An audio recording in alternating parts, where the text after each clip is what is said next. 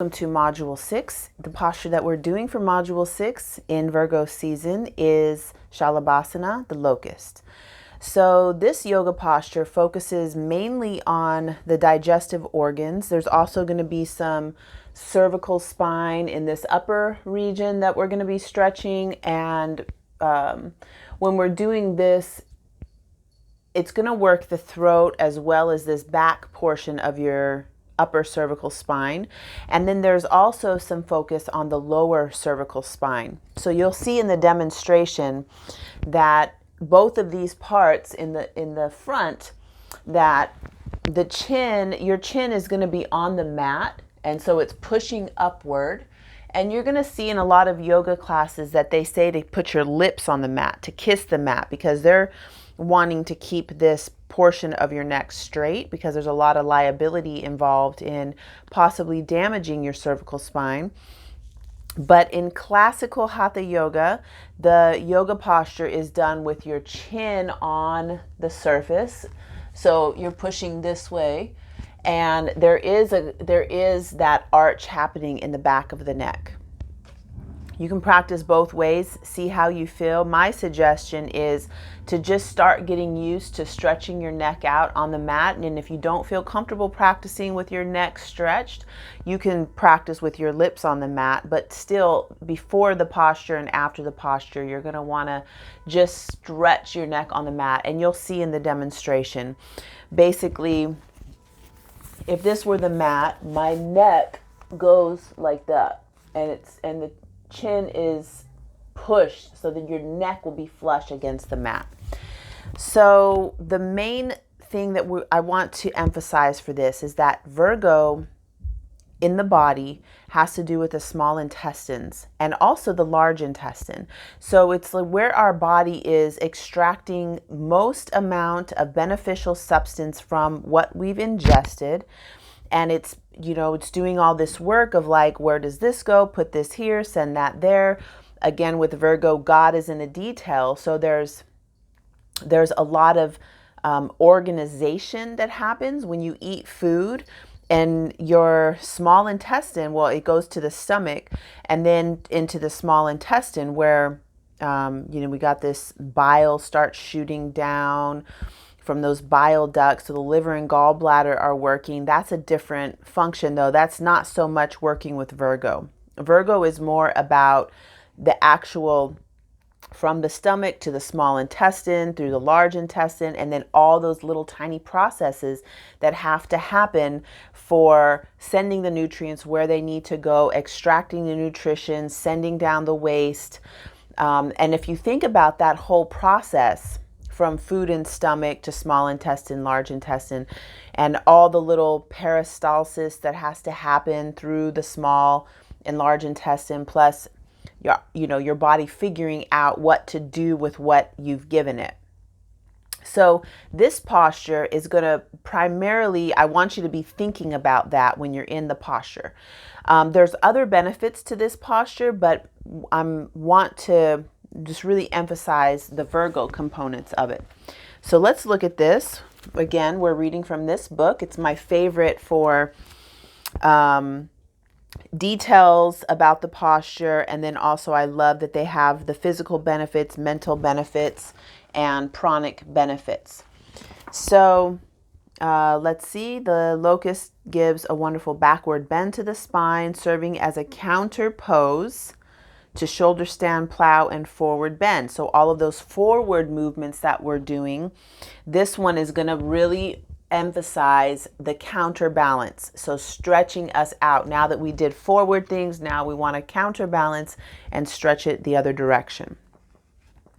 So step by step, first thing is you're going to lay down on the ground. I did the video without voice because everything is laying on the ground, and it's hard to talk with the throat stretched out and laying down face down. So first thing you're going to do is lay face down on the ground with the legs straight out behind you and the hands side by side under the thighs. So you'll see that in the video, I roll to a side to get my arm tucked underneath my body, and then I roll over to the other side so that both of these arms are as close as possible. If you can get the elbows to touch, that's even better.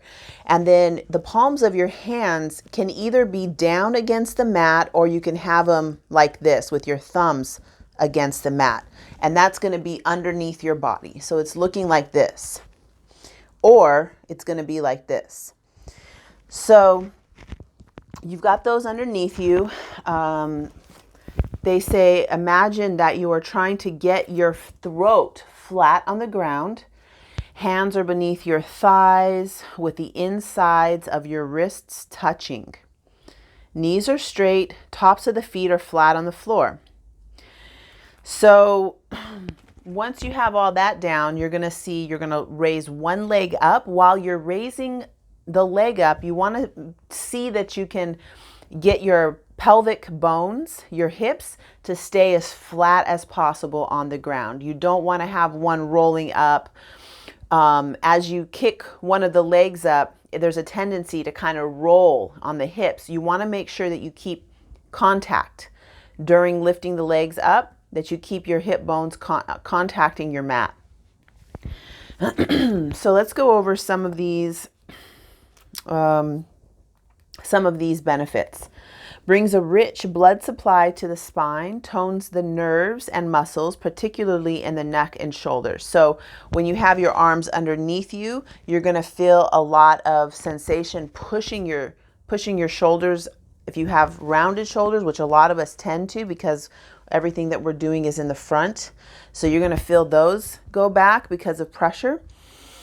And increases abdominal pressure, regulating intestinal function and strengthening the abdominal walls. So that's the place that I really want you to focus, where your arms are hitting your belly and your elbows are close to your stomach and your liver, stomach on the left side and liver and gallbladder on the right. So your elbows are giving pressure to those points. And then as you lift your leg up, more pressure goes into the belly. And it might not feel comfortable at first, but what I want you to think of is giving yourself a deep abdominal massage. And a lot of the time, we're not really getting abdominal massage. So if you can get your fingers underneath your rib cage, that's a good sign. A lot of people cannot. So these organs that are underneath the ribs are getting there's a lot of stagnation in them generally. And when you have stagnation in these digestive organs of stomach, spleen over here on the left, and then liver, gallbladder over here on the right, you can see, if you ever have watched a cadaver video, when they open up the bodies, that you can kind of tell what kind of physical activities they were doing. You can tell what diseases they may have had just by looking at over here where the liver, gallbladder is. A lot of times you'll see a lot of green stained bile on the outer portion of on the inside, but where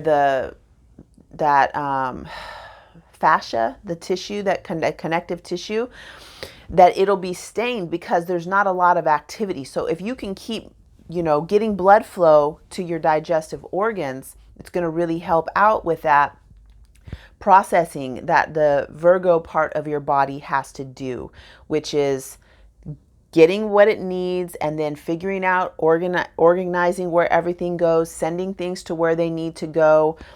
And it's a lot of work. So even if you just massage underneath your rib cage, thinking about your stomach and your spleen and your liver and gallbladder, you can even do the whole belly, doing circles through your abdominal muscles.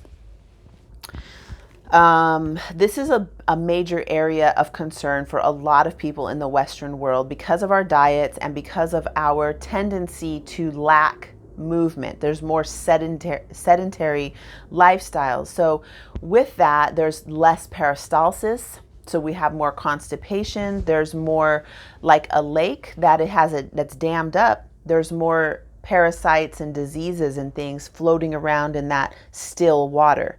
So we want to have enough water to float the boat, and we want to have enough movement in our belly to give movement so we don't have stagnation. Expands the chest, strengthen shoulders and arms. Regular practice will help to relieve back pain and sciatica. The mental benefits encourages concentration and perseverance. So what I want to mention about this is that a lot of the stagnation in the belly is brain fog. The brain and the belly are so much linked together. So if you have stagnation in your belly and things are sluggish, most likely you're also having an experience of mental sluggishness, what we call brain fog, which is just sort of like a shadow over your capacity for mental clarity and function. When you can clear out the abdominal area, the brain fog disappears and there's more clarity in your thinking processes. This posture is going to really help with that. The energetic benefits stimulates energy flow through the lungs, stomach, spleen, heart, liver, small intestines, pericardium, and bladder meridians. So this is one of those postures that really hits all of those meridians or energy lines that run through the body, and you're going to feel a lot of pressure on those, and it's good. So allow yourself to breathe through whatever sensation you're feeling, unless it's pain. If it's pain and you feel like you're twisting your wrist, a lot of times we're not ready to do that. So you might need to widen your arm position. You might need to just go slower with the leg lifts. The next benefit here is increases the digestive fire, an ancient yogic way of saying that this maximizes the flow of energy to all the nutrients. Energy flow maximizes the use of all nutrients. The way of saying that. Okay, so increasing the digestive fire is just saying that you're increasing your ability to maximize the nutrition that you've taken in. Anything that's stored in your belly, you've maximized your ability to process and heat that stuff up and use it. It's like metabolism, right? We're not only metabolizing our food though, there's also stored emotions in the way of memories. Energy that we're storing is can be expressed in a lot of different ways, but in the belly especially, there's a memory pattern that is connected. So if you're wanting to move that stuff in your belly, doing this yoga posture is really going to help with that. And then liberating emotional energy. So you might find yourself feeling slightly emotional in the sense of anger, joy, sadness, any of the emotions, because that pressure point that you're pushing on with your elbows and your arms and your belly could bring up, because it's clearing it out, giving you more clarity and keeping you current. So if there's a backlog of things that haven't been expressed, pushing on it is going to give you a memory of it, and it might not be a clear memory, but your body has a memory of it, which could produce an emotional response. So just allowing yourself to go through that as we're working with the belly and the digestive organs. The next thing here is that it produces bodily heat. Again, this is having a lot to do with that digestive fire being stoked. So that's this benefit. The chief benefits is that it brings flexibility to the spine and that it increases digestive fire. So there you go. There's all these different variations. All the postures that we've practiced in throughout the seasons have many variations. So you can always advance, you can always move forward with the yoga postures. The practice will never become old and stagnant. There's always somewhere else to go from where you are. But what we're giving you here is the foundation. So you can grasp that foundation and move forward into other ways of using your body. So thank you so much. I look forward to connecting with you soon.